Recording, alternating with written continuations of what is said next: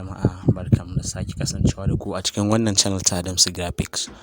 A yau wannan bidiyon da muka kawo muku shine yadda zaka samu 500 MB akan sim na MTN kyauta. Okay, da farko dai kafin mu wuce zuwa cikin bidiyon muna roƙon ka idan baka mana subscribe baka daure ka mana subscribe don samun sabbin shirye-shiryen mu akai-akai. Mun gode.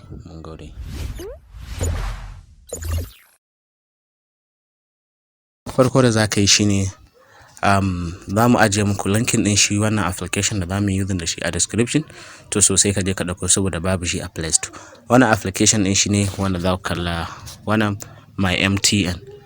So kamar yadda ku sani akwai myMTN NG, wato sabon application na MTN da suka yi, to ba shi ba myMTN. To sai ka zo al misali in sim din yana cikin wayarka, to sai ka bude data akan sim din, sai ka shiga myMTN like this. Okay, kamar yadda kuke gani gashi nan yana loading kuma in sai searching, to so sai ka dan yi waiting ka jira shi har ya bude ma. Okay, kana bude wannan application nan zai kawo ma fuska kamar haka, to zai ce daya kaza, to daya wato sunan da kai register sim din da shi. In fact in ma register ma naka bane, to so za ka kalla sunan da ya ma za ka kalla har ma ta message sun ce Adamu Sadam, yanda suka rubuto a nan ne Adamu Sadam, welcome to my MTN app, your digital access to all kaza kaza wai, to sai ka danna proceed kawai. Okay, as you know kana danna proceed zai kawo ma fuska kamar haka. Kamar yadda kuke gani a can sama an sa enjoy 500 MB welcome bonus, wato duk sanda ka shi al misali in dai baka taba shiga my MTN da wannan sim din ba, da sim ba, to duk sanda ka shigo za su ce ma enjoy 500 MB welcome bonus. To kada ka danna cancel, to sai ka danna activate.